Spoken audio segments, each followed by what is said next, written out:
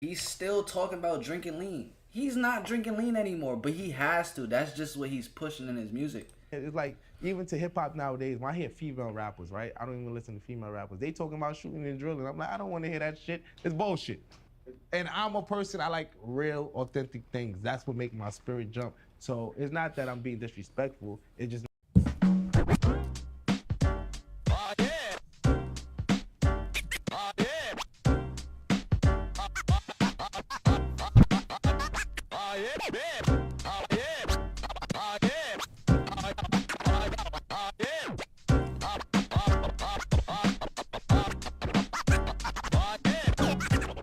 So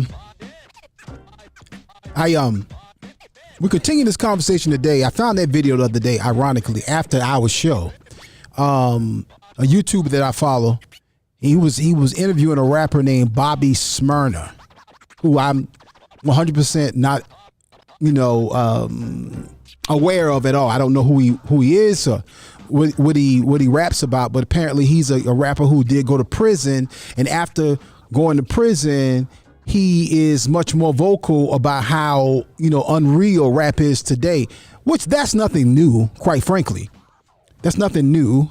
Rap has been, there's always been a bit of acting, a bit of performance. And when I say that, I mean a bit of this part of me is fake, but I present this one way for the sake of music sales, for the sake of street credibility, which is crazy all in itself. But it's just asinine that we are still having this conversation. So why are we having this conversation today? Because we had this conversation on our show before. Well, I have a Dr. Terrence Wells, and we're continuing this conversation. And as I'm preparing for the show, I'm still seeing the effects of what is the modern day hip hop culture today, and in the effects on young people. And I don't want to sound like a crusty old man, but it's crazy to me. One of the biggest, and it's almost weird to a degree today, the effect of hip hop and female rappers on the culture today, on young women. So I was going in the store this morning, and I saw a young lady getting out of her car. And this is kind of a regular occurrence, where we are located here. We're in the hood, 29203, Columbia, South Carolina. We're in the shopping center, and there's a grocery store at the end of the shopping center, on my side at least. And there's a young lady, and she's going in the store, and like several others, she has some extremely short shorts on, butt hanging out, legs hanging out. I've seen it way worse going in that store. I've seen some stuff in that store. I'm like, wow, I can't believe you literally are walking in the store what really is a pair of panties. And I don't care if you call them shorts or hot pants or hot shorts or Daisy Dukes or whatever. I've seen young women going in that store, and older women going in that store with clothes on that really categorized as underwear, right? And then, and as I was walking in the store, it reminded me of a conversation that I had with a young person some years ago. I was talking to this young person, and I was trying to be cool and have a conversation with him about sneakers. Now, I'm not a sneakerhead by any stretch of the word. Not at all. I'm a boot guy. I buy as they say, dress shoes, hard bottom shoes, but I love boots, right? So I got a few pair of sneakers, and primarily they're for the stage, or they're for me wearing them to the store, or me wearing them over here to the studio, or me wearing them as I do some type of chore, cut grass or some other task, painting or anything else. But I'm usually not wearing sneakers for style. Okay? Usually not. Sometimes I do, but more often than not, I'm not. So I'm not a big sneaker head.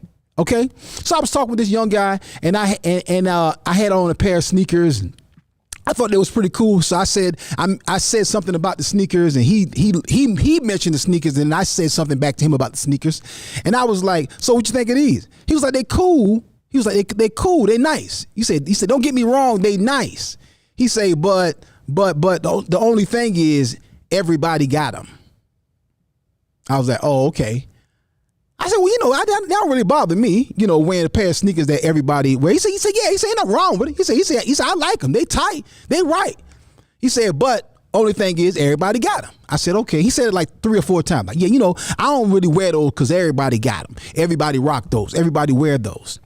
And it occurred to me as I saw the young lady going in the store, and as I'm reflecting on this culture today, I'm gonna get all the sex I can. I'm gonna give all the sex I can. It's like you lose value, or things lose value when everybody has them. If everybody got them, they don't have a whole lot of value. If everybody has a certain pair of Nikes, or a certain pair of sneakers, or some Jordans, or whatever that is, it's cheaper now, and nobody really wants it because everybody got them. And I wonder if young ladies consider that when you buy into this whole hip hop culture that I'm a suck, I'm a do, I'm a ride, I'm a wop. I'm gonna do this one, I'm gonna do that one, I'm like, really?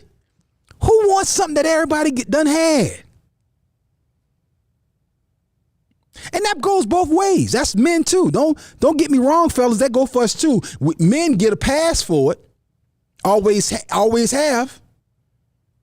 There's not the stigma for men the way it is for women. But who wants something that everybody got, that everybody don't have? And I wonder if we think about that. So if we feel that way about a pair of sneakers, but we don't feel that way about our sexuality, we don't feel that way about ourselves. Let me talk to ladies just for a moment. You don't feel that way about your body? Because it blows my mind when I see the mindset and attitude towards sex today by young women today, spurred oftentimes by hip hop artists. I saw this one particular young female artist, and I can tell she coming to the end of her rope with all this hip hop stuff. All this sex talk, all this rowdy, I'm about it talk.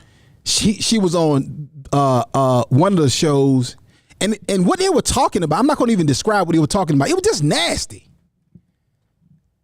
And you're talking to a person who used to be a former wild dude. I used to be a wild dude one time. I done did some things I'm not proud of. But even me, I was like, oh, that's nasty. Who does that?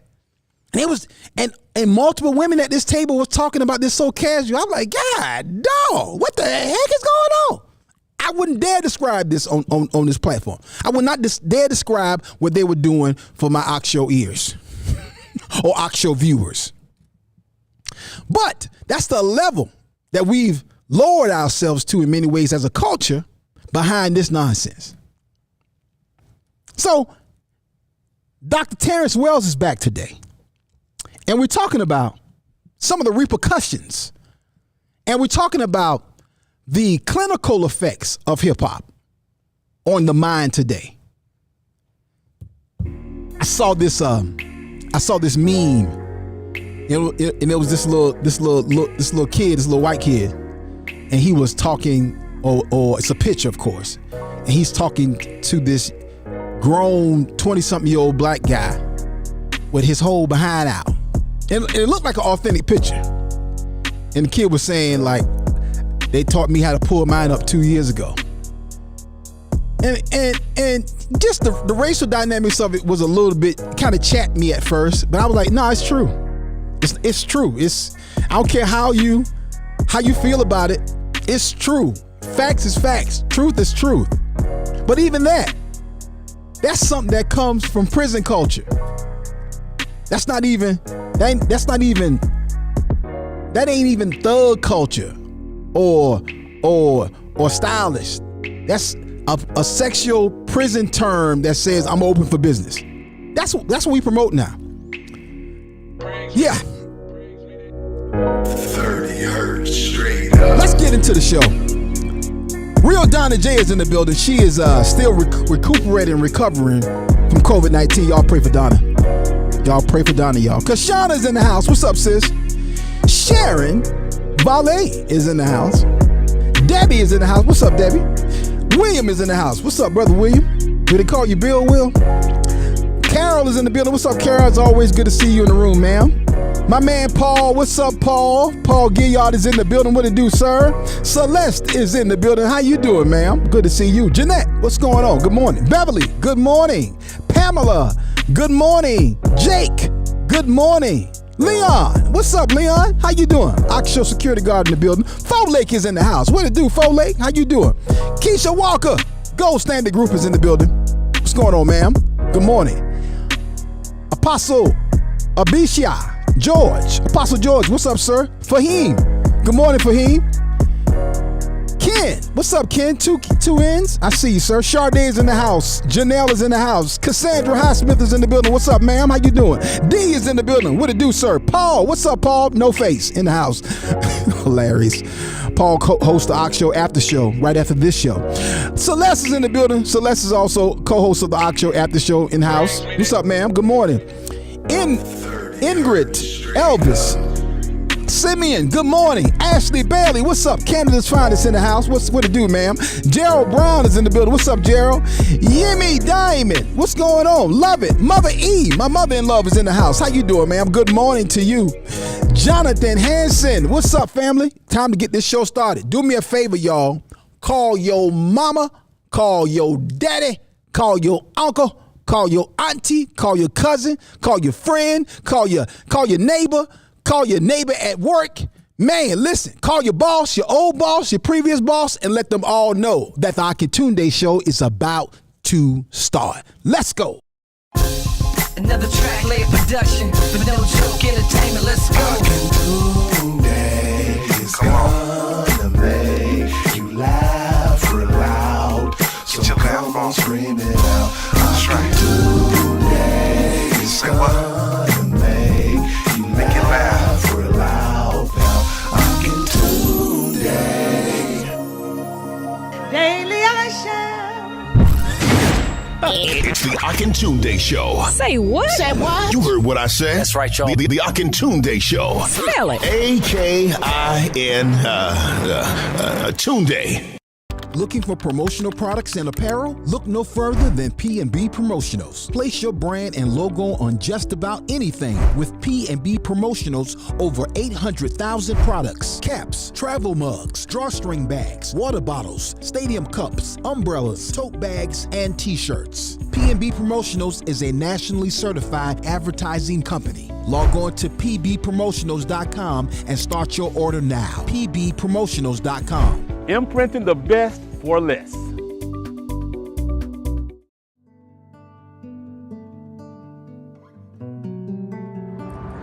Greetings. I am Darrell Presley, owner and operator of Presley Cares Mortuary Services of West Columbia, South Carolina. Our mission here at Presley's is to provide excellent, quality, superior funeral service to all, regardless of economic status, religion, or race, with our society being embedded with a diverse class of people. Our staff here at Presley's pledges to offer only one class of service, and that is superior. So rendering professional services to the families that call upon us is not an option, it's mandatory. Presley Cares Mortuary Services, where we are caring for you and your loved one.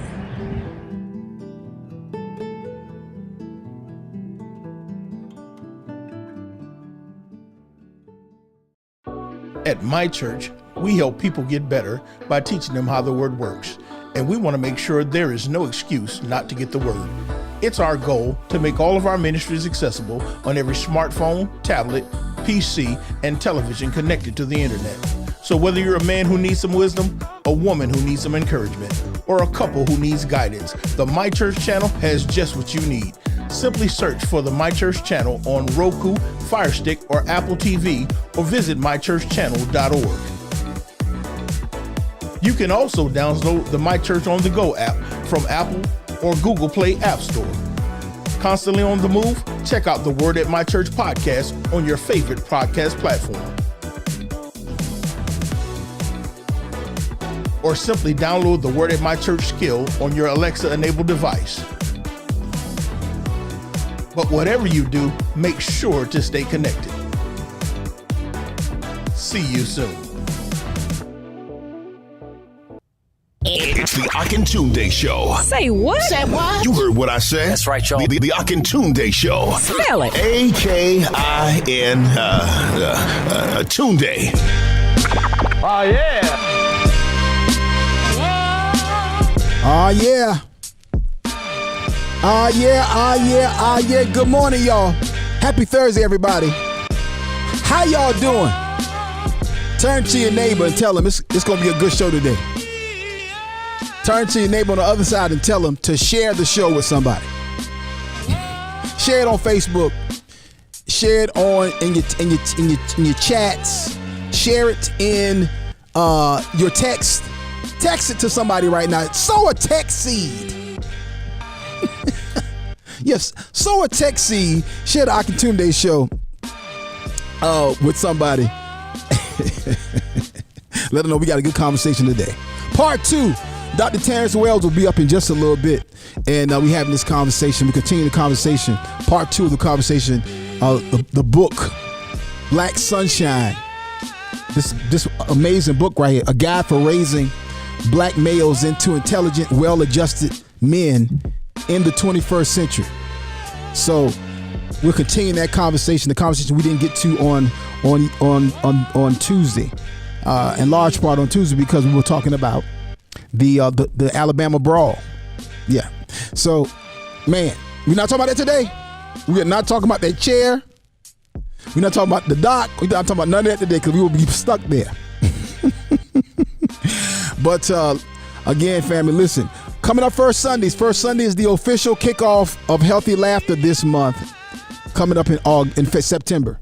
So make sure that y'all are in the house. Go ahead and get your tickets right now at firstsundayscomedy.com, firstsundayscomedy.com, and I'll tell you more about that in just a little bit. Marcus D. Wilder will be our headliner and other special guests. All right, family, let's get this show started. He hails from Lynchburg, Virginia. He is the pastor of My Church Lynchburg, the pastor of and the co-founder of the My Church channel. Find out more information at lovemychurch.org. Pastor Lewis Tucker, what up, sir? Good morning. What it do, baby? How you doing, sir? You good? Doing good, man. Is that a Cowboys shirt on? You better act like you know. Come on now. Yeah. Football season start this weekend, preseason, baby. It is. Another disappointing Cowboys year you think you're in store for, huh? Watch your mouth. Ain't never disappointed to be a Cowboy. Nobody disappoints like the Cowboys. ain't never disappointed to be a Cowboy. On our worst year, I'm still better than everybody else. Y'all don't understand how much trash Pastor Tuck talks on social media about the Cowboys. And what's always funny is how so many different people come for Pastor Tuck. When the Cowboys have a bad game, I see people, I'm like, oh boy, I know it's about to be a bad day on Facebook for Pastor Tuck because they coming for him. Hey, when they swinging at your ankles, it don't even matter.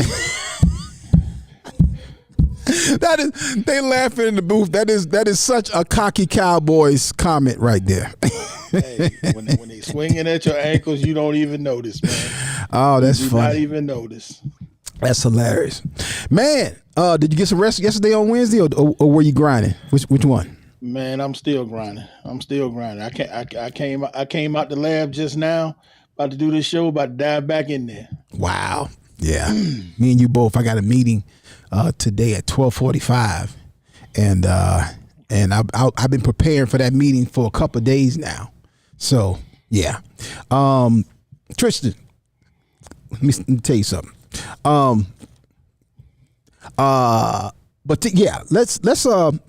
Let's get ready to get this topic started. Hey, let's tell all those who are watching on Facebook, like say, if in case Master Mark kick y'all off, go over to the My Church channel. Yeah, because that's what happened the other day. I got kicked off. I couldn't even get back on Facebook. Really? Check the comments. Yeah, they wouldn't even let me back in and check the comments the other day. I was like, bruh. Wow. Y'all tripping for real. Tripping for real. Wow. Interesting. That's crazy though. That's crazy how that happens. I mean, you know, how we get censored for really nothing. Anyway, you know, we live in interesting times, y'all. As I will continuously say, We live in an interesting time. Let me say this real quick before I bring Dr. Wells up. So you just never know what's gonna go viral on social media. So that doggone MC Hammer video that I posted last week, nearly randomly, I posted that video like getting ready to go do something. Let me post this video. This is cool. It's now like well over 2 million views. It's now the highest viewed video of mine that I posted, of anything I posted for the year. Hiding, What If Jesus Was Married was still #1 for the year. And now this has greatly surpassed that. But it's interesting because, when we talk about hip hop today and we talk about Hammer, talk about culture, it was like Hammer was so like counter general hip hop culture when he came out. And that's why I get ready to say it just shows that so many people have no taste in hip hop. It shows so many people have no taste in hip hop. It just shows that boy. All those people are not hip hop fans for real. Stop playing. You gonna rile up the Hammer fans now. Hey, you can say what you want.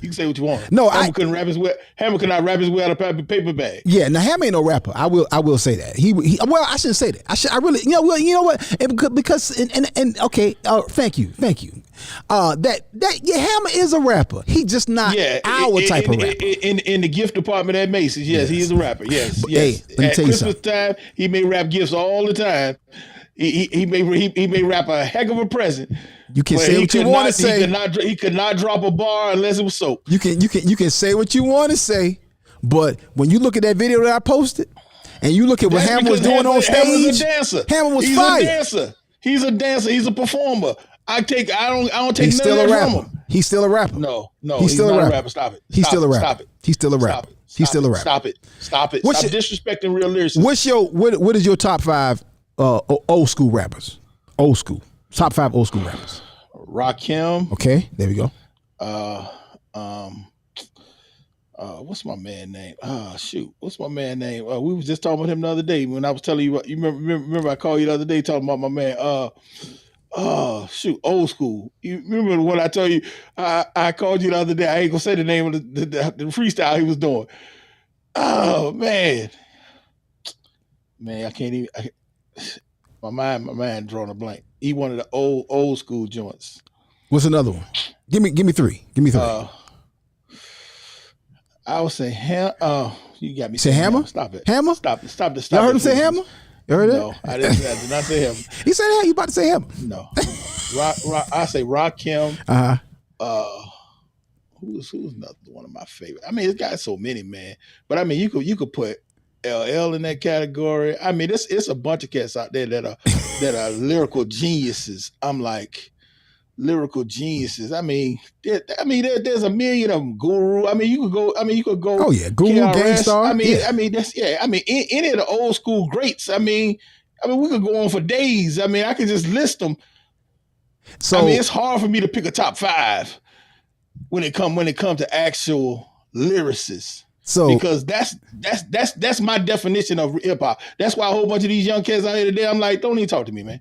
Yeah, a lot of folks that rappers today or young people today talk about like they title whatever. Some of them are. I respect them. J. Cole. I like J. Cole. I like Kendrick Lamar. Yeah. You know, Kendrick Lamar. Yeah. I mean, they still in it. I mean, hold on. you take y'all hear like Nas, Pastor Tuck just signed somebody's grandma. He said Kendrick. Did he say Kendrick? No, I said Kendrick, man. Stop it. He said Kendrick Lamar. What's my man named D Smoke? The new dude, D Smoke. I like I said, these are some guys that's got lyrics, man. You got to spit some fire. If you come out your mouth, if you ain't got no bars, don't even get on the mic. Let me give you my top 5. Rakim. Yep. Phife Dawg, Tribe Called Quest. Phife is dope. Yep.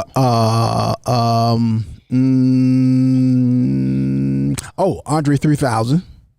Yeah. Andre tight. Let me see who else. I'm still old school in this regard. Like I still love Run DMC. Both Run and DMC. They both had. They was tight. It was old school, but they had lyrics. And I'm saying, what's another? Give me another one. Top. KRS 1, 2, but Common. I would say Common. Common is tight. You know, I wouldn't put him in my top 5, but he's tight. Like somebody said, I saw somebody say if you go, I think that was Ashley said if you're going to include Hammer, if Hammer's a rapper, so is Diddy. I wouldn't even disrespect Hammer and put Diddy on the same. Hammer and Diddy not on the same line. Hammer was talented in some areas. You can't deny Hammer was a great producer. You can't deny that Hammer was a phenomenal dancer and a showman. But he was not a great rapper. He wasn't. But he rapped. He rapped. If Hammer was a rapper, so was Michael Jackson. That's terrible. See, that's terrible. No, that ain't right. No, it's that valid. Right. It's valid. That ain't right. It's valid. That's because you right. like him for the same reason. No, I like him. Again, you're talking to a person, like when I used to see Hammer back in the day, I used to mildly throw up in my mouth. Okay, that's when I was a young man. But as you get older, you reflect back on things and you realize, okay, yeah, Hammer was dope for what he did. You learn to respect people for what they do, like gospel music. Here's the whole thing. Hammer's appeal is the same as Bobby Brown's appeal. What? It's the show. It was the show. It was all about the show. Nah, that's a whole other conversation. You about to Bobby Brown. Well, I guess Bobby could sing. Yeah, he could sing. He had confidence. He could dance. He could move. He had great production. And that was Hammer. And that's Hammer's take. No, I think Hammer. That's a problem. That's a problem. I'm this way too. I'm a rap snob in this way too. But sometimes us rap snobs don't give people they just do for what they did. You're not the greatest rapper, never by no stretch of the word, but you still had value. I mean, I'm not saying he was not an entertainer. I'm just saying I'm a rap purist. Yeah. And that's why I don't think everything belongs in this genre. You give it its own genre. I'm looking at don't pollute this genre. Sade said Tupac is the greatest of all time. No, Sade. No. Notorious B.I.G. could rap 10 circles around 10 circles around Pac. Yeah. Pac just had a different take on his music. Yeah. But I tell you somebody else who was probably somebody who don't nobody ever want to come for is DMX. DMX was one of the hardest. Yeah. He was hard and aggressive, and he had his own style, lyrical content. They talking about battle rapping. They talking about battle rapping. You did not want to see DMX. I tell you what. Now, I oftentimes leave him off the list, but the dude was bananas. The doggone Eminem. Eminem was sick. Oh, Marshall Mathers. Yeah. What? Yeah. Lyricist? Like sick. He is one of the greatest. Horrible lyrical content. As you know, I have to say that but he's still one of the greatest. Again, putting them together. Black Sunshine, a guy for raising black males into intelligent, well-adjusted men in the 21st century. And I think here's the other thing too: as being a well-adjusted man, even being a Christian, I think it's great when you can disseminate between this is something I like, but this is not something that's spiritual, or this is something that is something I used to do, but I still respect it and reflect on it in a positive light to some degree. I think it's great to be able to be balanced. I think sometimes we're not that in the kingdom. But I'm looking at some of y'all lyrics and some of y'all comments here. Some of y'all not balanced in your comments. I'm looking at some of these options. These people y'all put down here is it's hot garbage. Let me see who Eric Sermon I agree with.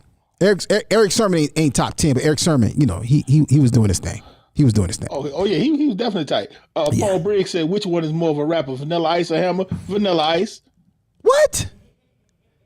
Pastor Tuck, go stand in the corner, sir. You wrong for that. You ought to be shaming yourself. You ought to be shaming yourself. Vanilla Ice. How dare you? You can't disrespect. They on the same page. No, they was they on not. the same page. No, they yes, wasn't. They are. No. Yes, they are. No. Yes, they are. No. Yes, they are. No. Hammer wasn't. I don't even think Hammer was corny. He just was a showman. Vanilla Ice was corny. That's corny. Ice Baby, again. Okay. All right. Hammer was corny as a mug. You better stop your foolishness. But see, here's the thing. The power of hip hop culture is undeniable. And again, we got Dr. Terrence Wells coming up in just a little bit. But before I do that, I got to tell you about something. Looking for promotional products and apparel? Look no further than P&B Promotionals. Place your brand and logo on just about anything. With P&B Promotionals, over 800,000 products. Hats, mugs, backpacks, bottles, cups, drinking glasses, lip balm, chewing gum, candy, and of course, t-shirts. P&B Promotionals is a nationally certified advertising institution. Log on to pbpromotionals.com and start your order now. pbpromotionals.com. Imprinting the best for less. P&B Promotionals. And make sure you tell them that you heard about it on the Akintunde show. Want a better way to make your money grow that's potentially better than a 401k or CD? Consider the Gold Standard Group. Banking on the blockchain. Learn more about blockchain banking by reaching out to Legacy Wealth Builder and Asset Acquisition Specialist, billionaire Keisha Walker. With so many banks failing and changes in the marketplace, now is the time to get more information. Text CONTROL, like Janet Jackson, CONTROL, to 803-312-2873. Text CONTROL to 803-312-2873. Keisha Walker and the Gold Standard Group. Make sure you tell them you heard about it on the Akintunde show, family. Listen, let's get this brother up on the screen today. He's rejoining Pastor Tuck and myself for the second day. I so appreciate that because he came on Tuesday and we were supposed to talk about 2 chapters in his book, and because of the Alabama boat brawl, he graciously added his clinical context and value and opinions to that conversation, which I greatly appreciate because it was timely. It was very much needed. But we didn't really get to really break down a couple of these chapters like I wanted to, particularly the second chapter, which is Rap Poison. Again, I'm talking about the author of the book Black Sunshine, a guide for raising black males into intelligent, well-adjusted men in the 21st century. And I want this brother to come and continue this conversation. Let's welcome back Dr. Terrence Wells, PhD. What's up, sir? How you doing, sir? Man, we're good, Dr. Wells. Good to see you, sir. Thank you for coming back on. Nice to see you all, too. Thank you so much for having me back. I also wanted to retract something that I misquoted on the other day. I guess I must have been thinking about our sisters of AKA, but I quoted the transatlantic slave trade ended around 1908 when it was 1808. So, I apologize for that. You know, oftentimes I value bringing across valid information. So that was a slip of my tongue. And I thank you so much for having me back. Gotcha. Ain't no problem, sir. No problem at all. We all do it sometime, even the greatest of us. But I again, you got some great reviews on the show. We got some direct messages and folks who hit us, or he even hit Unissa directly via text and on Messenger, and people really responded well to the value that you brought. And what's been the overall response to the book, and how long has the book been out? Well, the book has been out probably about 3 months, and I've been getting a great response from the book. I've been getting some large orders. I had one gentleman actually ordered 1,000 copies. Jesus. So, glory to God. Wow. Come on Praise now. God. The content standing on its own. You know, I really put as much as I could possibly into this body of work. I have about 26 years of clinical experience, specifically working with adolescent males, African American males. And so I've seen a lot, and I have a lot of information inside of me that I felt like I had a serious duty to warn about what's going on. Man, this is going to be good. I'm going to see if I can squeeze in one more point that I want to discuss. That's a great chapter in the book. That is in separating emotions from parenting, which can be a challenge, particularly when you get some teenagers. I tell people, don't nobody almost have to make you cash in your cuss card like some teenagers, boy. If you ain't delivered, boy, them teenagers will bring it out you. You got to sometimes you got to go outside and just sit and talk to God, and go stand on the porch and pray. And so I always my heart goes out to parents when I see them going through certain things. You know, I remember when Kirk Franklin. Yeah, stop. when Kirk cuts his son out on that, and people was like, "Oh my God, he's a gospel," and Kirk was like, "Don't you ever, don't you ever." I was like, "Oh boy." Thought he was coming out with a new song, did you? And every time I see Kurt, I forget to mess with him about that. Every time I see Kurt, I forget. I be like, I gotta get some time. Like, hey, bro. but no. But I think separating emotions from parenting is a great topic. I want to get into that a little bit too today. But before we get into any of that, Dr. Wells, who's your top 5 greatest rappers of all time? Who's your top MCs, sir? I would say my top 5 would be Jay-Z. Okay. Nas. Okay. DMX, KRS-One, and Andre 3000. I respect that list right there. Yeah, you can respect that. I respect that. That's a good list. Now, Dr. Wells, did you ever go to a Hammer concert? Did you ever do that? Too legit to quit dance in the house. The Please Hammer Don't Hurt Him. Come on, tell the truth, Dr. Wells. Now, we have to give credence to the culture. I myself have Hammer pants and those shoes with the metal toe on. And so we all, if anybody on this show say they hadn't done the Hammer, I would say that you'd be lying. Hey, I'm gonna tell the truth, Shane the devil. I ain't never owned no Hammer pants. I ain't done no slide across the float. No, sir, buddy. Pastor Tuck, that video when you proposed to Pastor Stephanie, you had on some halfway Hammer pants. No, sir, buddy. No, sir, buddy. I did the Morris Day baggage. Okay. So you must. No, sir. You didn't go out in the Hammer era when it really hit. So, no, sir, buddy. I refuse to go to the dirty diaper look. When you used to go to the NCO club, I know you used to go to the NCO club and hang out past Tuck. You didn't have your Hammer pants on. Tell the truth now. Shame the devil. No, sir. No, sir, buddy. No, sir. No, sir. Did not get out like that there player. Leon said I had some Cavaracci pants back in the day. What is Cavaracci's? They sound like something shiny and cheap, Leon. They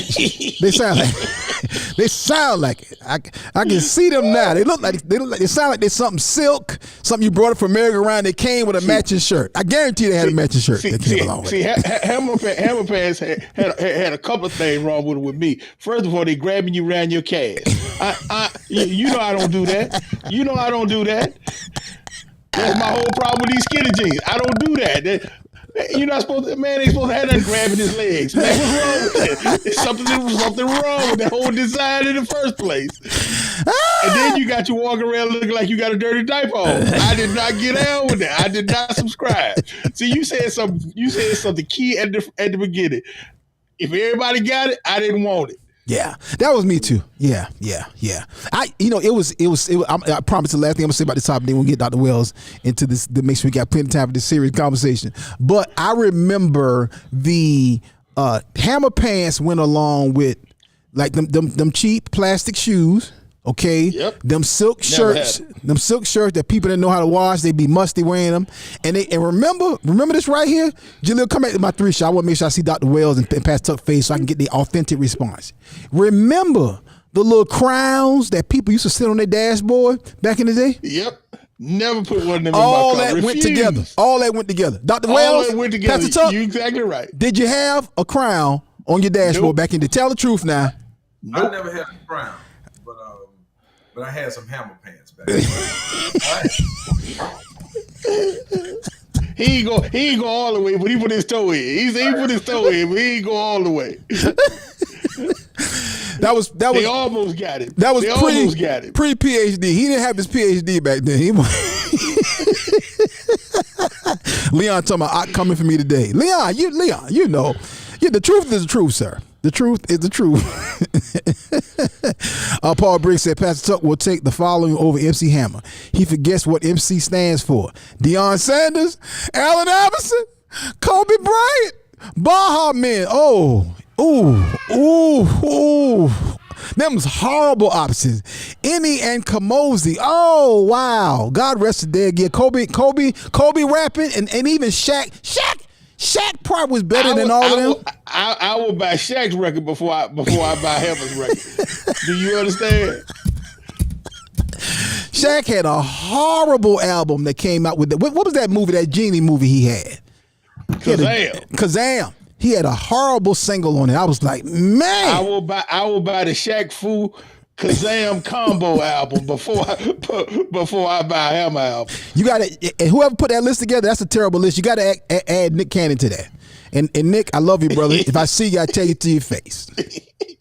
You're an amazing businessman. You're a genius.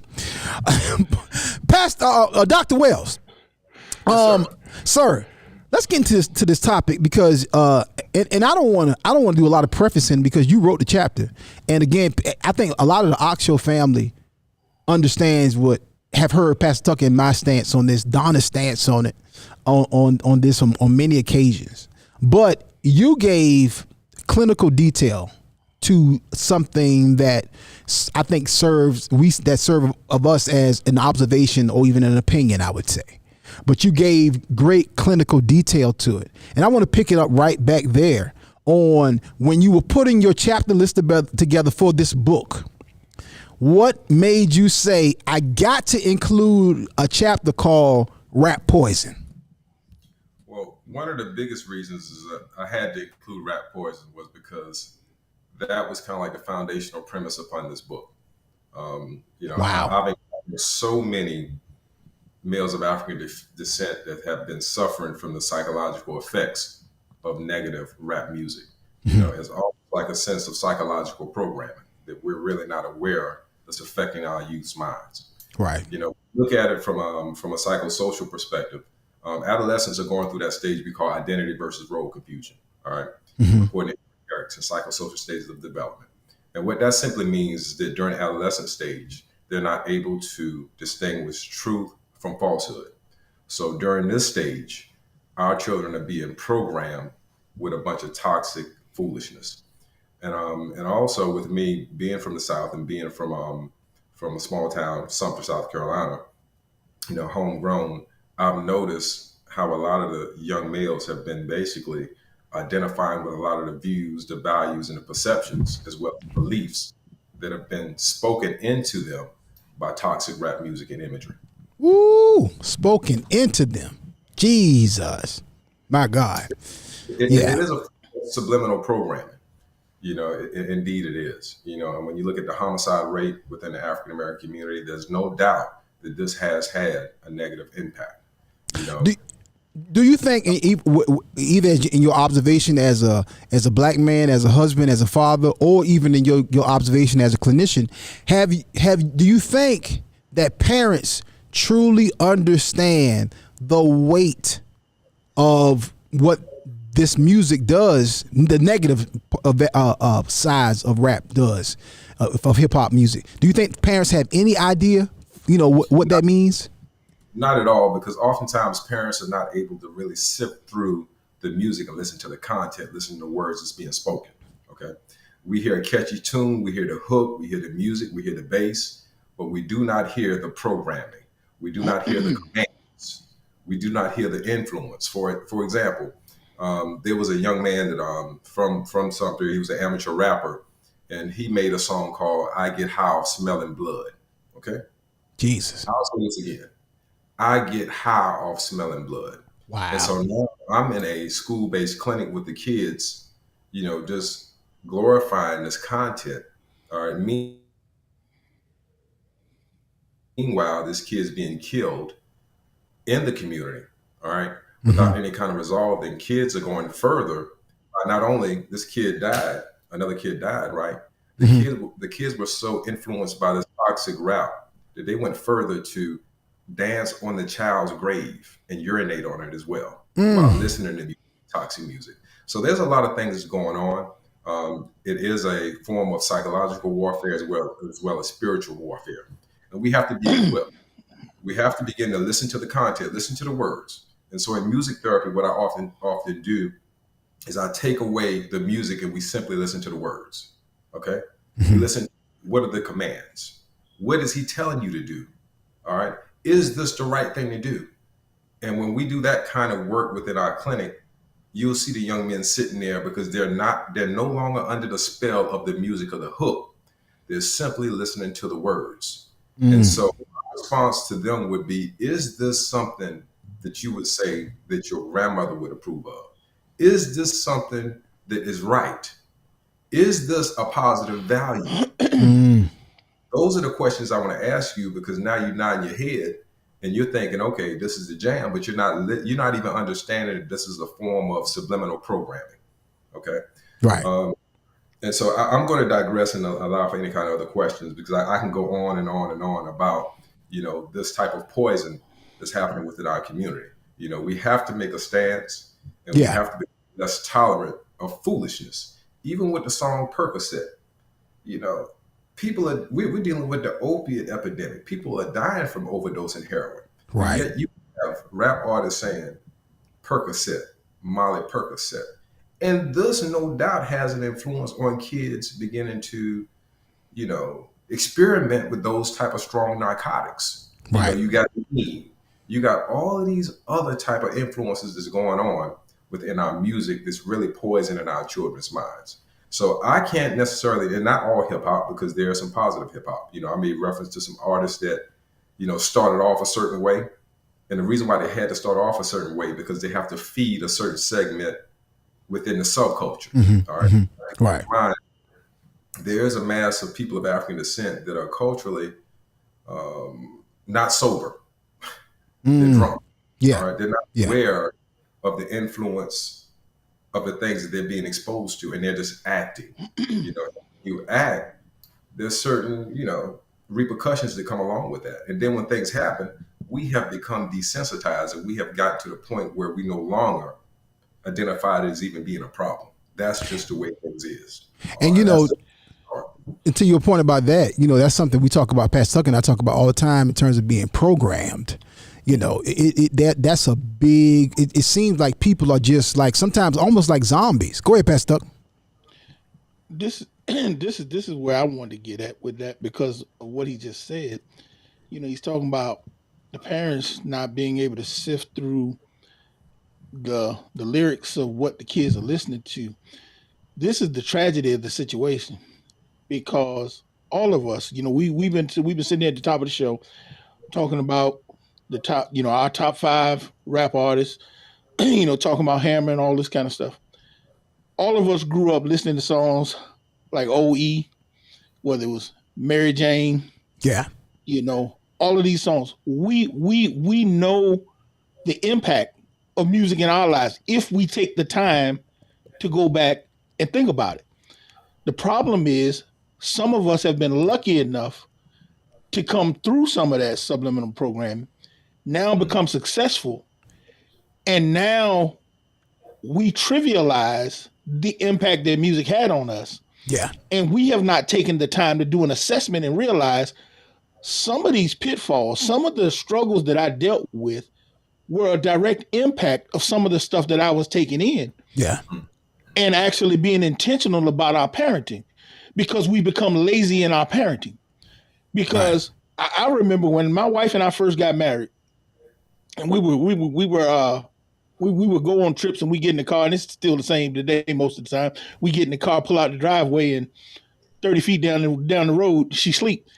And so I would always put my music on. Yeah. And my music, I listen to hardcore hip hop. I mean, the Scarface, the Ghetto Boys, that was my ride music. Because growing up in the streets in Petersburg, we was always on edge. We was always ready to get it. Yeah. And so, one of my anthems, I remember Scarface lyrics, just born killer, face to face with Scarface. It's in my mind. Mm-hmm. And so I remember I'm riding down the road, and she wakes up and she looks at me. She's like, "Where are you?" And I'm looking at her like, "What you mean, where am I?" I'm like, like, it's not like we somewhere, in a strange place. She should know where she is by her surroundings. She said, "No, where are you?" Because she's looking at my face and she don't even recognize me. Yeah. And that was the first time I realized that this music was taking me somewhere, even though I was actually always putting it on to take me somewhere, because I would always put this on when we was riding out. I always had something to drink. Mm-hmm. I always had the heat in the car. Mm-hmm. And I would put this on when the boys was in, because we knew we was about to get into something. Something was getting. I intentionally was programming myself, but I didn't recognize that this was something that was doing to me. And so many of us, we've had music playlists that we would listen to, because we know we getting ready to go to the party. We going on the hunt, fellas. Right. We going to get into something. Right. You know, we going to the club. We going to get drunk. We going to get high. We going to do these things. Right. And we did these things in our childhood and adolescence, you know, growing up. But now that we're adults, now that we've gotten out of that, we don't think about it. So we think, oh, they just listening to their music, because we were successful in getting out, but not recognizing the potholes are bigger now. Let me ask you this, Pastor Tuck. Traps are deeper now. Pastor Tuck, okay, because so you bring up a good point, because you grew up in a house with a great father in the house, okay, and Petersburg, you know, Petersburg ain't the hood, right? Oh no, Petersburg is 90% black. Petersburg is all hood.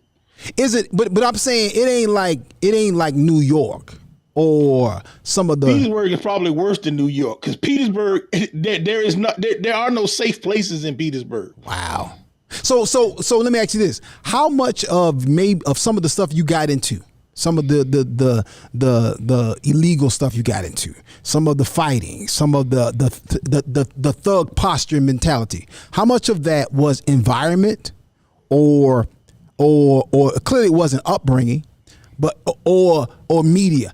What would you say, reflecting back on it with a spiritual eye and even your clinical eye, because you've counseled people for years, right? How much of your attitude as a young adolescent male and even a young man in his early 20s, how much of that was created and shaped by media, arts and entertainment versus your environment? It was a combination. It was some of it was environment, some of it was media, arts and entertainment, some of it were influences, some of it was lack of guidance or I would say guidelines. Because one of the things about it, back in those days, you know, we considered the world to be a lot safer place. So my parents didn't lock us down. You know, we could go out and be gone all day as long as you was home by dark. Right, you had more freedom. You was in the street, and so they didn't know where you were, didn't know who you were hanging with, as long as you came home. Right. I'm gonna ask that question to the audience too. Think about your attitude or your actions as a young person, the grown folks in the building. Think about something you did, or maybe some actions, whether that be legal, whether that be drugs, whether that be alcohol, whether that be sexual exploits, females and males. Think about it. How much of that would you say as a young person was more your environment, more your upbringing, the folks around you? When I say environment, I'm talking about the crime environment, or the tone, the climate of your neighborhood, or your school even. Or how much of that was media, arts and entertainment? Drop that in the comments. I would love to get y'all to think back on that and determine what the percentage, what the weight, you know, if you weigh those two out. I'm coming back to you, Doc. I'm gonna get some of these comments in here. One thing the Lord did when I got saved, the Lord got me to do an assessment when I first got my kids, was to do an assessment on my life. Or I asked God a question, and this is how he answered me. Because when I first had my kids, my concern was I didn't want my kids going through the things I went through, because I realized when I had my kids, it was almost at a point where I realized how lucky, or I'm not going to say how lucky, it was like an awakening for me that I had arrived at this place in life. Yeah, me too. I shouldn't even be here. Yeah. I should not have made it this far at this age. Yeah. Not be in jail, not being dead. Yeah. First time I was ever shot at, I was 13. I mean, it's like the first time I saw somebody shot at, I was like 17. Wow. It's like, you know, and I was that close to somebody being shot. I mean, the stuff that I had been around, the stuff I've been exposed to, you know, you think about when you lost your virginity, the first time you had alcohol, you know, all of the things. And I'm like, and I thought about all that, and I'm like, how is it that I'm supposed to keep my kids from this? And I always would hear people say the Bible, you know, people talk about, you know, they'll come back. You know how people always say that about kids. Yeah. And God told me that's not my word. My word says if you train up a child in the way that they should go, when they're old, they will not depart. Right. And I said, well, I was way out there, and I went to church. Right. But God said you did what you were trained to do. And I had to go back and track my path, the things that I was trained in. You know, when I was a child, my daddy used to tell me, go to the refrigerator and get me a beer. He was training me. Yeah. So as soon as you old enough, you're going to go get your own. Right. I'm watching my uncles run different women.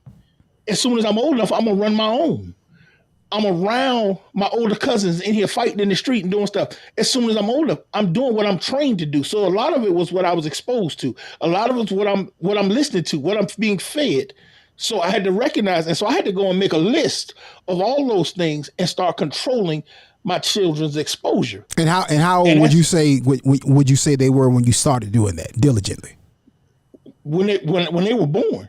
Because he showed me this one. I did this. I had this conversation with God when Kaya was first born, because I'm sitting here looking at the baby in my hands that's 4 pounds, and I'm like, I knew I looked at how easily I could break her. Yeah. And I'm thinking about the stuff that almost broke me. Yeah. Yeah. And so that was sobering to me. And I think a lot of parents don't have those kind of awakening moments. And, you know, I know we're getting ready to talk, at some point we're going to talk about separating emotion from parenthood. Yeah. That was one of those moments for me. So I had to make a lot of decisions that were not emotional decisions, because they weren't easy. It wasn't nothing that sometimes they were unpopular, but I had to make a lot of choices because of the value of my children. Yeah. I mean, I'm looking at here. Sade said, she said, for me, it's, Kimberly said, both of my parents are law enforcement and military. So I was deemed a snitch in middle school. So I would try to do things to fit in and get in trouble later. Interesting. So you were trying to essentially be something that you were not, Kimberly. Dr. Chambray, am I saying that right? Chambra Mulder, she said, I'm a child psychologist, and my issues are with too much access and balance of negative/positive messages. Also, the lack of emotional connections with family/community. Yeah, that's and I think access is one of the biggest factors. I'm gonna ask these two dads and jumping on it myself about, you know, just what you have to do to limit that access with your children. Sade also said, for me, it was my environment and the people I hung around. All of the outside influences had too much of an opinion in my life. Yeah, and the thing is today is I know a lot of parents who work really hard to provide a different environment, different lifestyle for their children, and simply it's just too much doggone exposure. You're fighting, you got to fight a lot of entryways today, and truth be told, I would not want to be somebody having a 4-year-old child today, having a new child today, because I mean it's a lot. There's a lot more entryways. For me, we pretty much had to block cable channels and control what they was listening to in the car on radio. My children are older, even older than Pastor Tuck's children. It was a different challenge back then. But today, you got to really be diligent. You got to really be diligent. Dr. Chambra also said, remember when you could not buy music with explicit lyrics? Yeah, but the internet has made access wide open. Wow, that's a great point. There was a time some people would sell it to you. It was always that cool dude at Record Shack who would sell it to you anyway. Don't worry about it, man. I got you. But today, yeah, explicit lyrics, what? Parental advisory, what? It's right there for you, man. And that's just talking about the music. They ain't talking about the movies, the Netflix and the HBO Maxes and all that other stuff. Let me, Pastor Tuck, if you see any more comments on here that I'm skipping, please do so, because we've been talking for a minute and there's been a lot of comments. Y'all got some paragraphs on here. Leon said, this is good stuff, Dr. Wells, and more people should be sounding the alarm to this. Record companies are getting rich off of this purpose. They even mentioned this about the music in the Netflix movie, They Clone Tyrone. I have not seen that. Have either of y'all seen that film yet? They Clone Tyrone? No, I hadn't watched it. I think Courtney watched it. I know Elder was telling us about it. Pastor Stephanie said there's so much blight and poverty in Petersburg, an environment conducive to crime, drugs, gang territory. There's nothing to do in Petersburg but trouble.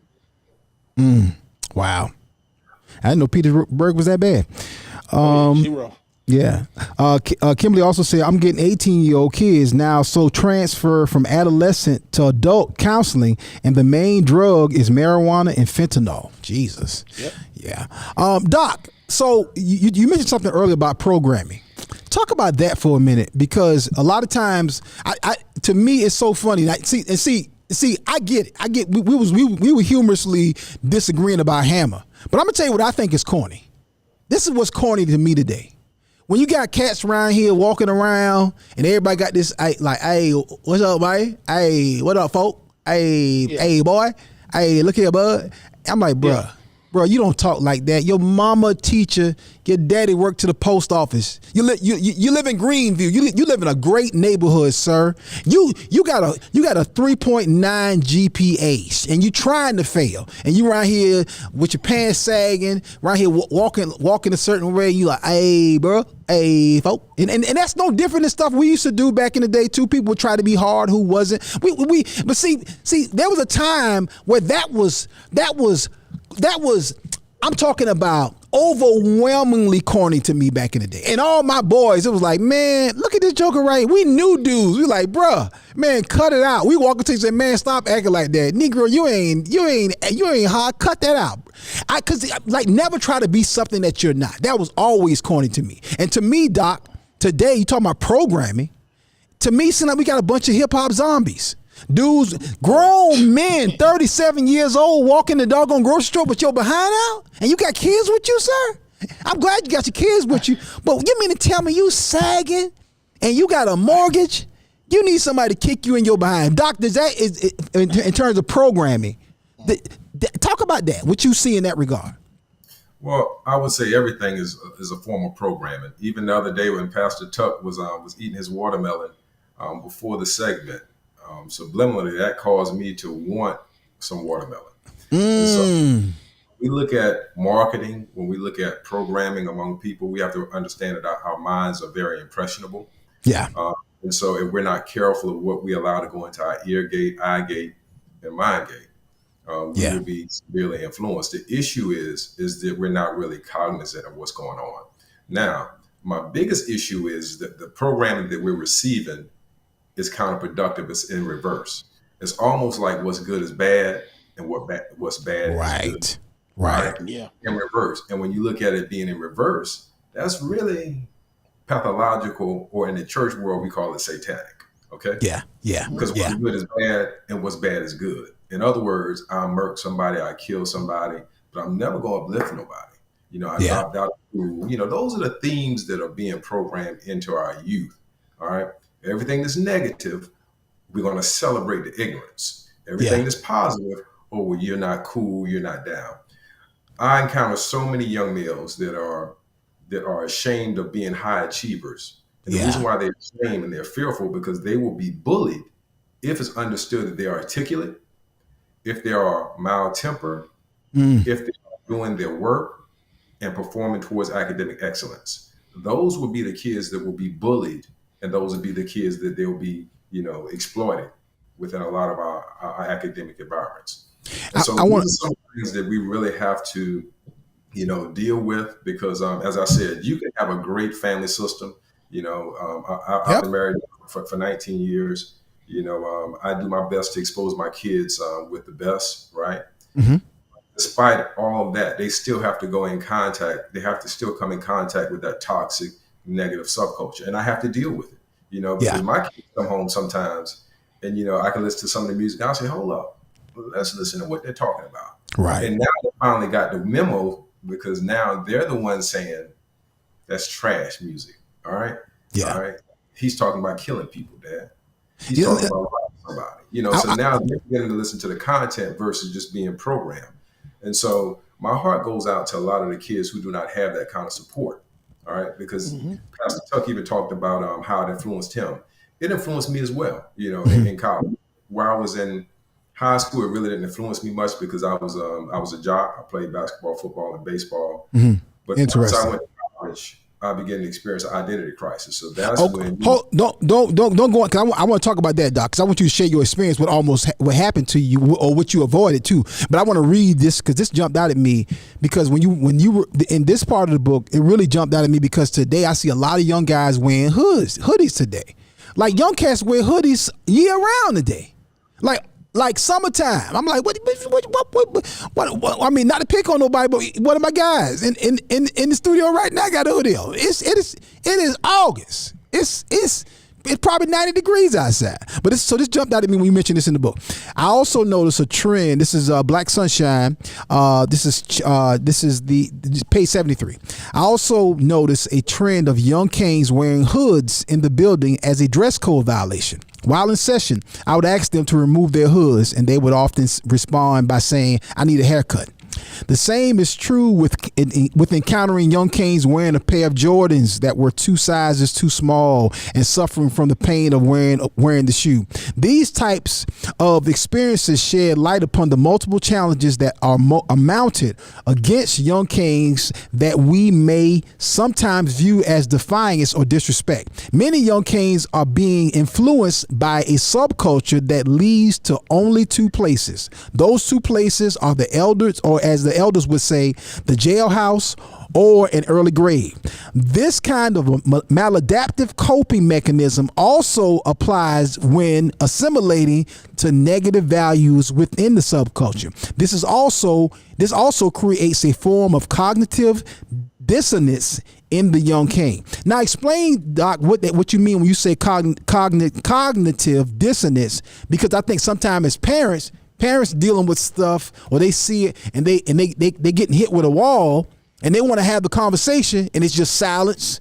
I mean, many parents have gotten a teen silence, or it is sometimes it's defiant, sometimes it's straight up disrespect. But in many cases, there's something clinically happening that we're just not aware of as parents. Well, the cognitive dissonance theory is simply this: a person cannot be at peace not unless their beliefs are in congruence with their behaviors. In other words, if you have someone that's a killer, he has to fool himself into believing that he's right for killing. So therefore, he's able to kill somebody without suffering the severe penalty of feeling like he's wrong for doing what he's doing. Mm-hmm. So when you look at culture is very important, because what they're doing is turning things in reverse. In other words, you'll be rewarded, or it's the right thing to do to kill somebody. All right. It's the right thing to do to violate someone. Right. And the reason why I mentioned dress code is because, of course, we have within the African-American community, we have a lot of broken family systems, and we're dealing with issues as it relates to poverty. Okay. Mm-hmm. 2 social constructs sets us up for every social ill under the sun. Okay. Mm-hmm. And so if we look at culture, it's sad because we're beginning to change our cultural context. And we have to ask ourselves a question: what is Black at this juncture? Okay.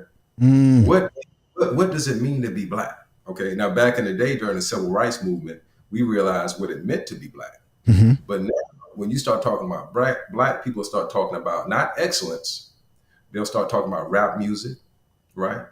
They'll start talking about dance. They'll start talking about athletics. And so we're really not focusing on building strong families, supporting each other. All right. Yeah. We're not focusing on positive values. Matter of fact, we're focusing on counterproductive values. And not to go back to that Montgomery or the Alabama boat ride. I don't want to go there. No, but you referencing. There was so much celebration about that young man swimming across that canal to fight. Mm-hmm. I would hope that we have the same fervent desire to swim across a canal to go to school. You understand? Yeah. Yeah. When we look at people like Dr. Benjamin E. Mays, all right? Yeah. All right. He was the primary mentor for Dr. Martin Luther King. Yeah. He walked back and forth to school 5 to 6 miles per day, every day. Mm. All right. Because he valued education. Yeah. And we celebrated that back then. Okay. We really celebrated the fact that, hey, you're educated. But now we're in a subculture now where if your child gets an education, you think you all of this. Mm. You got a master's degree, you think you better than X, Y, and Z. Mm. And so those are some of those subcultural dynamics we have to deal with. So it's really in reverse, and we have to do something about it. One of my experiences as an African-American man, mm-hmm. matriculated through the system in academia, I put so much energy in trying to get as many credentials as I possibly could obtain in order to help my people. Okay. Mm-hmm. Mm-hmm. Not for nobody call me doctor. I realized that a lot of our people were suffering. Okay. I had a bird's eye view of the suffering. Okay. And so one of the things I wanted to do was get as much as I possibly could to empower and to help ease some of the suffering, because I'm a helper. Right. But only to get there to realize once you got there, you experience even more isolation and ridicule, because now you think you're all this and that, when that was never the intent. Okay? Even as a grown person, folks was treating you like that? Yeah, I mean, we got to deal with this issue of self-hatred among African American people. Okay, let's not go there. We know that we have a serious issue in the African American community with self-hatred, being competitive, trying to outdo each other, not collaborating, not cooperating. Right. And I also told my brother, I said, okay, even with the influence or the support of Black-owned businesses, we got to deal with economics as well. Yeah. We got to get to the point where we swim across the lake to support each other. We got to get to that point, because everybody else is swimming across the lake to support each other. When you look at the Jewish community, they don't care whether or not your water is $2 more. Right. They buy this water that's $2 more simply because I see you in myself, and so it's my obligation to support you. So until we get to that mentality and mindset and begin to see ourselves in each other, we're going to continue to be left behind. We'll be behind the Jewish community, the Asian community, the Indian community, the Caucasian community, the Hispanic community. We're in last place right now. So there's a lot we have to recover that's been lost. And that's why we look at post-traumatic slave syndrome. I believe that truly was our onset, because before we made it over here, all right, in our community, there wasn't a name for old folks home, or orphanage, nor a jail, because we policed our own people, and we helped each other and we supported each other. But now we've lost our way. So I'm sorry for getting on my soapbox, but you good. You good. You fine. You good. We listen, we're going to continue. I'm going to let you get back on your soapbox when we come back, family.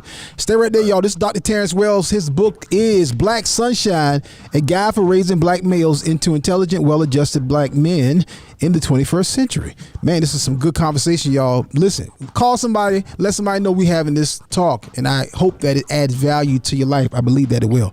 Stay right there, family. Don't y'all move. That's Pastor Tuck. That's Dr. Wells. I'm Ak, and this is the Akintunde Show.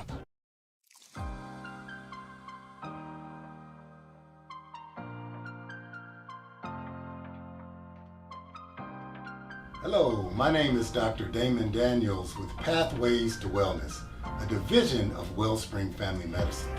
We're excited to be partnering with the Healthy Laughter comedy series. Our vision at Wellspring Family Medicine is to bring you the most up-to-date, cutting-edge medical tests to help you optimize your health. For instance, we have a pain-free, simple tool that takes 20 minutes to help you understand your heart disease risk. In addition, we'll be offering online courses to help you manage your diabetes, high blood pressure, or high cholesterol better. So connect with us on Facebook at Wellspring Family Medicine to take advantage of all the offerings we'll have to help you live a healthier, happier life.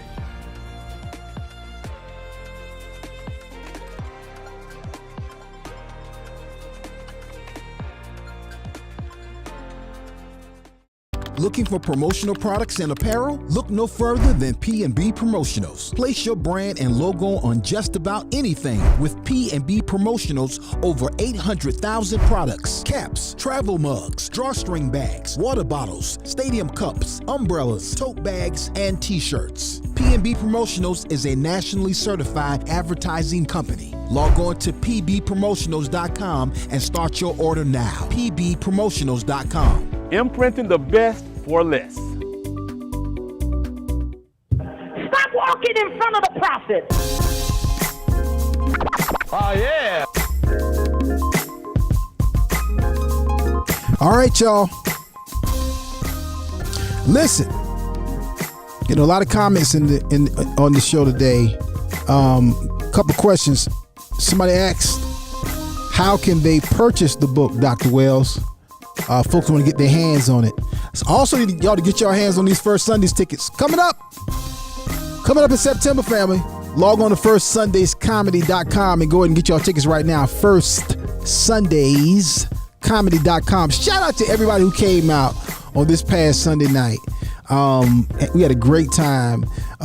Dino Posey, comedian Dino Posey, GL Douglas, special appearance when my brother Nick Lewis came through and did a guest spot. And of course, my amazing First Sundays family. I love y'all so much. We have such a good time together. And it's such a cool, laid back, welcoming vibe. All the comedians talk about that. The environment that we have here as a comedy room in First Sundays. And I love it because I get to work out new material, work out new jokes. So I even posted some of those this past the other day. But let me get Dr. Wells back up on screen. Mother Ruth asked to come up. I'm getting Mother Ruth's comment in just a little bit. Let me go to Pastor Tuck and Dr. Wells. I'm going to bring you in, Mother Ruth. Give me just a moment, please, ma'am. Doc, folks would like to know how they can get the book. Please tell them again. Well, the book is offered on Amazon. If you put in Black Sunshine, and that's Black SON Shine, so that's Black SON Shine. And so if you Google that, I'm quite sure it will come up. Or you can go to Black Sunshine for an autographed copy. And so definitely whatever you all can do to support and get the word out. I'm really concerned about. I really want the content to get out. Once you consume the content, it stands on its own. I haven't been doing any kind of marketing, but I assure you will really value the content. And if you're not satisfied, I'll give you your money back if you didn't learn anything. Okay, it's going to empower you. Amen. So, another thing we talked about programming was that when dealing with adolescents at this stage, a lot of my work has been done trying to you have to first deprogram them and then reprogram. Okay, because everything is a program. And what I mean by program is the operating system. We have Windows, right? We have, what's another computer program? XDOS. We have different programs like Dragon software. These are programs that are responsible for your behavior, your conduct, your values, your beliefs, and your behaviors. Right. And so that's how important programming is. And so we're not mindful that our mind is the CPU, it's the central processing unit for us to behave ourselves, for us to be who we are as individuals. And so as you look at programming, this is very impactful. And so right now the program is not positive. How do you give some parents some insight or some godparents, or how do you deprogram a young person who has clearly been affected by their culture that's outside of your house? Well, it has to be in a safe therapeutic environment. I do a lot of group therapy where we begin to process, we begin to discuss some of the barriers or some of the issues that are out there because they're not really cognizant of what's going on. I hear kids reference other kids as being ops. You see kids with stacks of money on their ear with machine guns. Okay. Yeah. All this stuff is programming, right? And so we have to first identify that this indeed is a problem. What's ops? What is ops? What does that mean? That oppose you, your enemies. Okay. Gotcha. Okay. These are called ops, right? The enemies are called ops. And so those are individuals who they have no problem with using lethal or deadly force against those individuals. As a matter of fact, that's part of the reason why a lot of Black males are armed right now, because they're fearful, but they have to put on this persona and act as if though they're hard in order to protect themselves in their natural environment. Because if they're not hard, then they'll be taken advantage of. And so it has a lot to do as well with personality development, at that stage of development. So even with myself, once I went to Claflin College, it was a college back then, Claflin wasn't all as pristine as it was. And so we experienced the influx of gangster rap and also people of different socioeconomical statuses. So I had to blend. And so my second semester, freshman year, I had an afro and gold teeth, walking around with 40 below Timbs. Wow. Because that's what was cool back then. So I wanted, as an adolescent male, to assimilate to the dominant culture. All right. The culture is much stronger than the parents are, because during identity versus role confusion, right, your peers have more of an influence on your children than you will ever have. All right? That's why it's important that we fortify our relationship. You have to realize that it's more important what their peers think about them than what you think about them. It's Yeah. more important what their peers think about them than what pastor thinks about them. It's more important what their peers think about them than the community thinks about them. So Yeah. what happens when the community or the culture is poisonous and they have to amalgamate or adapt to that environment? Right. You have Right. trouble. Right. All right. You have trouble. Yeah. And so I've had kids that actually told me, you know, you're not black. And I Wow. said, how do you feel, son? We're in group therapy. He said, Yeah. I'm going to ask you a question, Doc. He said, I bet you got a complete family, don't you? I said, what do you mean? He said, I bet you got a wife and kids. I said, yes, son. See, I told you wasn't black. He said, I got another question for you. He said, I bet you live in a 2-story house. I said, son, yeah, I do. See, Wow. look at how you dress. Look at how you act. You're not black. So they really don't have any firm identity concept of who they are. So what I have to do is break down those barriers to help them to understand, son, you're talking about culture. You're not talking about the essence of who we are as a people.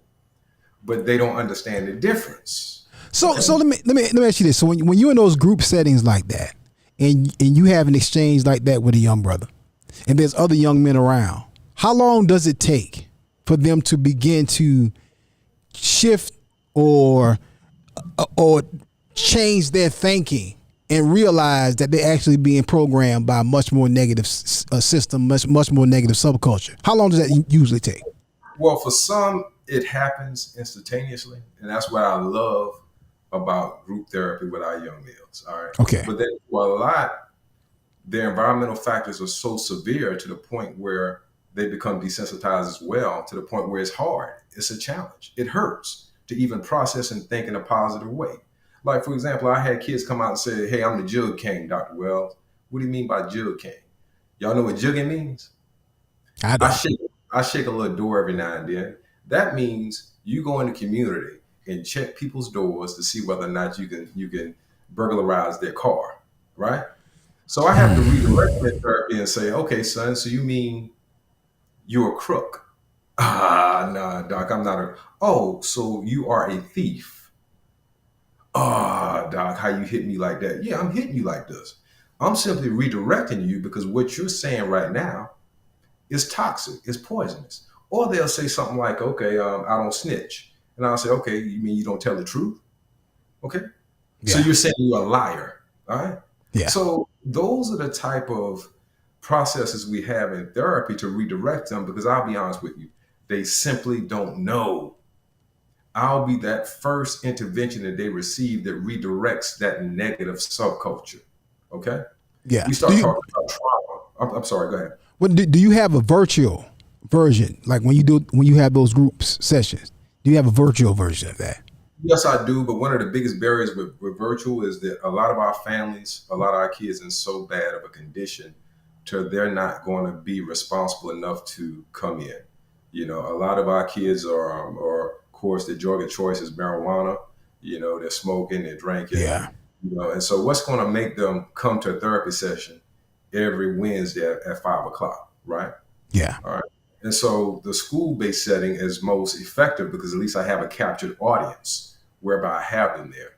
Because a lot of our kids, they're suffering. You know, when you look at poverty, you know, their basic psychological needs are not satisfied. A lot of kids, then they'll break it down and say, okay, well, Doc, the reason why I shake a door, the reason why I'm breaking in the cars is because we ain't had no kerosene in our house. Okay. Yeah. So let's talk about ways to get kerosene in your house. Okay? Yeah. Yeah. You don't have to do this. All right. Yeah. We can be engaged and I can help you get a job, or here's some money to get some kerosene in your house. And now we got to connect you to resources to make sure that you have heat in your house. Or what I'm going to say, well, Doc, you know, man, I get hungry sometimes. Okay, son, let's talk about resources and ways to put money in your house so we can make this thing happen. So we have to be holistic in our approach. We just can't look at it from perspective of just talk therapy. Yeah. We got to look at this thing from a holistic diaspora. Yeah. You know, we need social work. We need economical empowerment. All right. We need mentorship. We need therapy. We need all of that in our community. We just don't need one thing, because one thing is not enough, because our people have a multiplicity of needs. And so when we're not meeting those needs, time out for talking about it in theoretical constructs. Yeah, we good for headlines, and we good for speaking over an entire group. And casting dispersions upon everybody that oftentimes don't even apply, and then also not recognizing the other factors like you just were mentioning. I've shared this before on the show that I remember one of the first mentoring assignments I ever had at a school in Savannah, Georgia. We were already living here in Columbia, and I went back to the school in Savannah, and there was one kid in the room that was just so disruptive. And I said it, I said, hey, listen, my rule is if you act up, I'm gonna give you a couple of chances. I got to put you out. So I kept my word and I put him out. And then that first or second day, I think it was, the principal came up and he said, hey man, I know you put such and such out.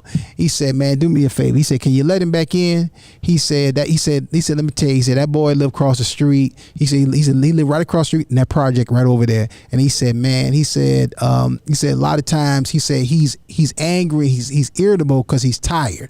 And he said, his mama is on crack. And he said, his mama goes out in the middle of the night to prostitute. He wakes up, finds out that she's not in the house. He goes looking for her. So he's out walking the street 2, 3, 4 o'clock in the morning looking for his mama. Then he come back and then get a little bit of sleep, and then he come to school with a bad attitude. And it hit me when he said that. I was like, man, you talking about somebody who grew up in a very balanced house. You know what I'm saying? And I was like, I don't know what it is to be concerned about your mother to that degree.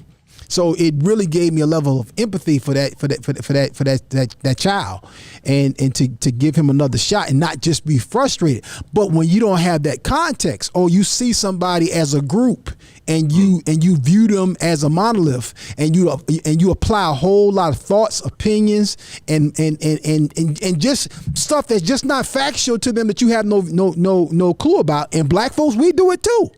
It ain't just the others or the other races or the police. It ain't just the teachers. We do it too, and we have to be cognizant and aware, but at the same time have appropriate response. Go ahead, Pastor Tuck. No, I just said, man, that's why it's important, like you said, for all of us to do our part. You know, one of the most frustrating things you always hear people talking about, what the church don't do. The church can't do everything. Right. Like you said, everybody's got a role to play, and everybody got to play their role. Yeah. Because just like you said, there's a multiplicity of issues in the community, and everybody's got a role to play in this. Yeah. And so all of us got to play our role in this and do our part in this. Right. And if we all do our part in this, then we'll start to see change in this. But that's where the issue comes, that everybody wants to sit on the sideline and want to see one person come in and be the savior in this. We want to see Dr. Wells. Dr. Wells needs to fix him. Dr. Wells can't fix him by himself. No. They even though he may help them shift their thinking, they still got to have somebody who's consistent in their life. They got to have a mentor. They got to have somebody in there. They got to have some resources. They got to have people who are going to follow up with them. They've got to have people going to go give them opportunities. There are all kinds of pieces to this thing. Yeah. I was listening when he was talking earlier, talking about the guy telling him he wasn't black because he asked him, did you have a whole family? And it made me think about when my oldest daughter first went to college, and I remember, I think it might have been that Thanksgiving, that Thanksgiving she came home, and that was the first time she realized, she said, Dad, we're weird. And I said, what are you talking about? We're weird. She said, I got ready to go home. She said, all my friends kept asking me, where am I going? And I said, I'm going home. And they said, to whose house? And she said, to my parents' house. And they said, which one? Wow. And she said, my parents' house. And she said, because all of her friends, none of her friends, anybody she knew at school, had both parents at home. Yeah. Yeah. Yeah. And I noticed how crazy it was, because when my wife and I went down for homecoming and they saw me and my wife walking around holding hands, they're looking, everybody, they're following us. Yeah. I mean, like, where they do that at? Can we take a picture of y'all? Right. Like we animals at the zoo. Like, they ain't never seen that before. Yeah. Where y'all come from?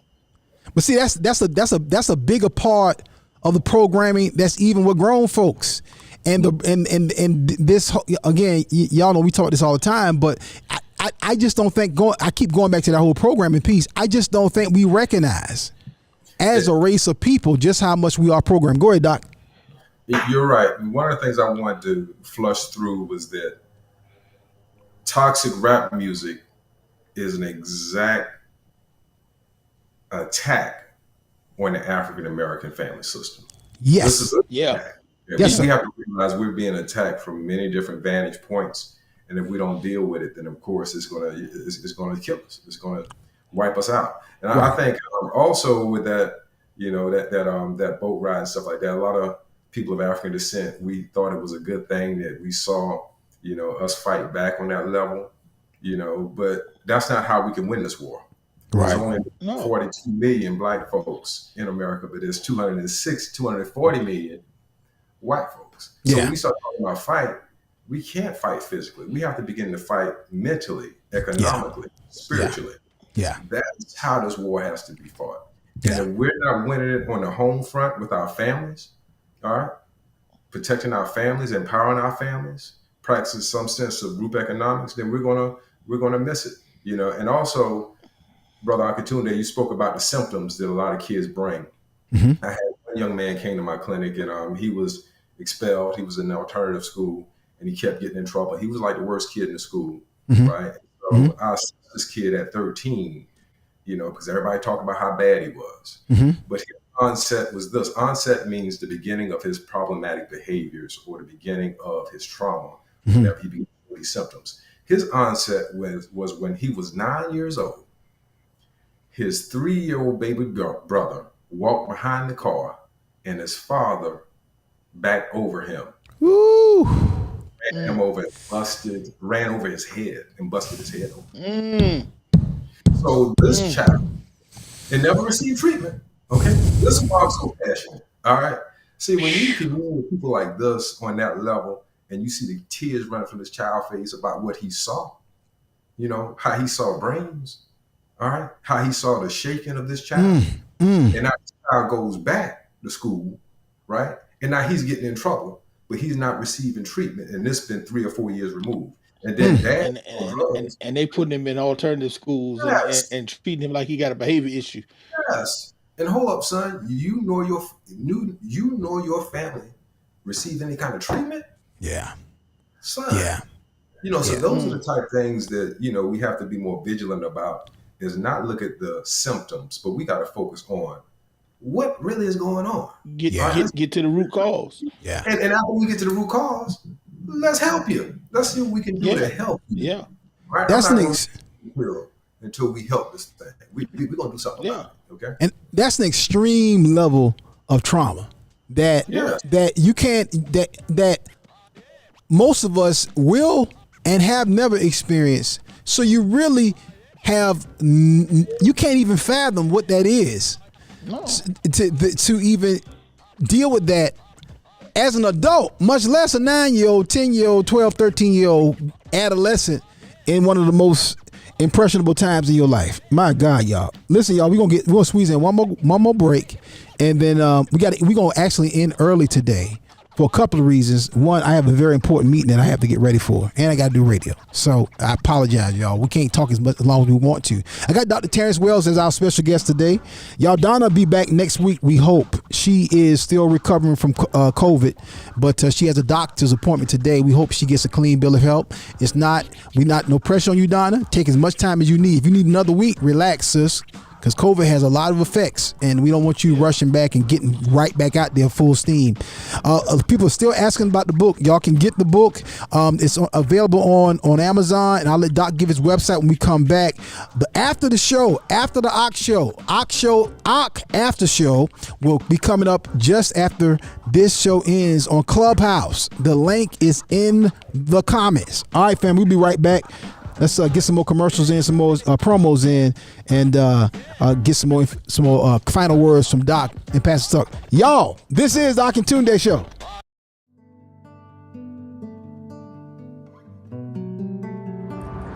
Greetings. I am Darrell Presley, owner and operator of Presley Cares Mortuary Services of West Columbia, South Carolina. Our mission here at Presley's is to provide excellent, quality, superior funeral service to all, regardless of economic status, religion, or race, with our society being embedded with a diverse class of people. Our staff here at Presley's pledges to offer only one class of service, and that is superior. So rendering professional services to the families that call upon us is not an option, it's mandatory. Presley Cares Mortuary Services, where we are caring for you and your loved one.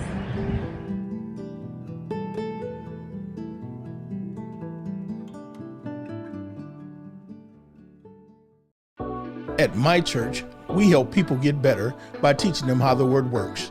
And we want to make sure there is no excuse not to get the word. It's our goal to make all of our ministries accessible on every smartphone, tablet, PC, and television connected to the internet. So whether you're a man who needs some wisdom, a woman who needs some encouragement, or a couple who needs guidance, the My Church channel has just what you need. Simply search for the My Church channel on Roku, Fire Stick, or Apple TV, or visit mychurchchannel.org. You can also download the My Church on the Go app from Apple or Google Play App Store. Constantly on the move? Check out the Word at My Church podcast on your favorite podcast platform. Or simply download the Word at My Church skill on your Alexa-enabled device.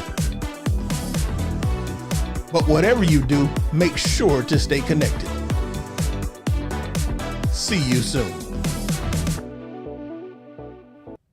It's the Akintunde Show. Say what? Say what? You heard what I said. That's right, y'all. The Akintunde Show. Spell it. A-K-I-N Tunde. Oh, yeah. Listen, y'all. Log on to lovemychurch.org. Lovemychurch.org, and you can get some great, amazing content. The Word at My Church, The Man Cave, Women of Worth, Marriage Seer Train, Medicine for the Mind, The Heart of the Pastor, of course, the Akintunde Show. All of that great content is on the My Church channel app, website, and across all these amazing streaming platforms that we have access to. Apple TV, Amazon Fire TV, Roku TV, and of course some brand new platforms that have just been added and being added. So make sure y'all get more information. Log on to the website or go to your smart TV device search app and search the My Church channel and download it to your device. All right? Telling y'all, it's a great experience. It's high quality. It's excellent. And if it wasn't, I wouldn't be talking about it. You can guarantee that. Listen, y'all. We got Dr. Terrence Wells. We got a few minutes left, like a few short minutes left, like for real. All right, they're telling me, like I got a hard out today. And listen, you can make sure that you go to Doc. Give us that website, and I'm gonna read a couple comments here. Go to give us the website one more time and tell us everywhere where they can get the book, sir. The website is Black-Sunshine, SONSHINE. So that's Black-Sunshine, SON. Also, you can receive the book at books Barnes and Nobles, Books A Million, but I prefer Amazon because I would like to see it get to the top of the bestsellers list. And Amen. So that's where you find the book. Y'all, let's push this book, man. I mean, we as a culture, we push a lot of nonsense. We make a lot of nonsense go number one. I'm talking about utter foolishness, ridiculous, debauchery, ignorance at an all-time high, in the words of Chuck D. We promote stuff that's horrible. We sow seeds in the stuff that we should not sow. A share seed, a like seed, a comment seed, a tag seed, a buy this seed. So much of it. Let's put some oomph, some power behind this book and make sure that parents, that communities, that dads, that moms gets the inside information. This book has great information that even myself as a father, who I believe I did a great job. I believe you listen, I did a great job, but there's some things that you always miss as a parent. I don't care who you are. And there's some things that was made aware to me that was clarified by reading this book. Again, Black Sunshine, y'all, and that's Dr. Terrence Wells. I'm gonna read some comments. Come to Pastor Tuck real quick, and then go to you, Doc, real quick. I said I want to get something. I'm gonna let you, Doc. I'm gonna let you close on just not how to disconnect your emotions from parenting, because I said I wanted to get to it, but we out of time. Like I got a serious hard out today. Sade said I thought this was a great comment. She said, "Yup, my kids didn't know that everyone doesn't have two parents in the home." To that point, I know my children. I don't think sometimes when you grow up in certain environments, you don't realize that everybody don't have that environment, or that a lot of people don't have that environment. And then sometimes when you hear other children say certain things about your family, or is ironically, when my kids went off to college, those that did go to college, they recognized that. They were like, yo, it's like, this is significantly different. This is our family is not the norm. I'll say this. I think today, there's a growing, rising tide of families that are making it through. And I think so. I do believe that there's more families that are pushing through and staying together, more, as you would say, more traditional two-parent households than you actually would realize, but there's not nearly enough. And families is how we get our community back intact, y'all. Politics is great, but politics is not going to change the community as a whole until you get a healthy mama, a healthy dad in the house. Not perfect people. I'm saying healthy people. You ain't got to be perfect to be healthy, but just families who working it out every single day, raising their children together imperfectly, making mistakes, starting over, failing, doing it again, not quitting. That's getting help. When you have access to help, get the help. Whether it's in your community or reading a good doggone book like this book right here, you can affect change in your household. That's what's going to change family. We talk about reparations and all that. You can drop that money on everybody, and everybody go buy wings and seafood bags and buy sneakers and buy rims and do dumb stuff with it and be right back where you are. So it's families that's gonna get this back. Christ-centered families specifically, but definitely let's just start with families. Let's just start staying together and not quitting. Pastor Tuck, final thoughts, sir. Comments, please. I'm gonna read these couple comments on Facebook. Pastor Stephanie said, again, Dr. Wells' book is clinically necessary in every university. She said, Pastor Dr. Wells, post-traumatic slave syndrome. I just let you know, Pastor Dr. Wells, my wife is a licensed clinical social worker, and so she's been geeking out over here. Listening to you talk. Wow, that's so good, y'all. We'll have to have you back, Dr. Wells. It's enough stuff happening, and there's more chapters in the book. Listen, we got a hard out, 2 minutes left. Probably let's go a minute and a half just to be safe. Dr. Wells, final comments, and one more time, drop the location of the book after your final thoughts, sir, please. Okay, yeah, thank you so much again. I think I gave enough contributions on today, but I also wanted to strengthen the fact that we have work to do.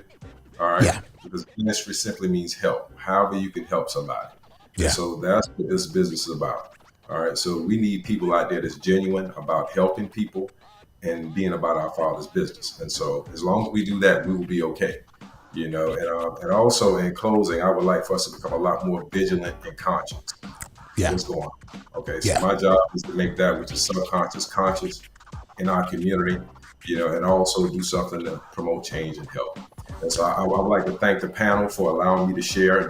Reverend Tuck, Akintunde, brother, I really appreciate it. I apologize for being so passionate, but that's what brings me here.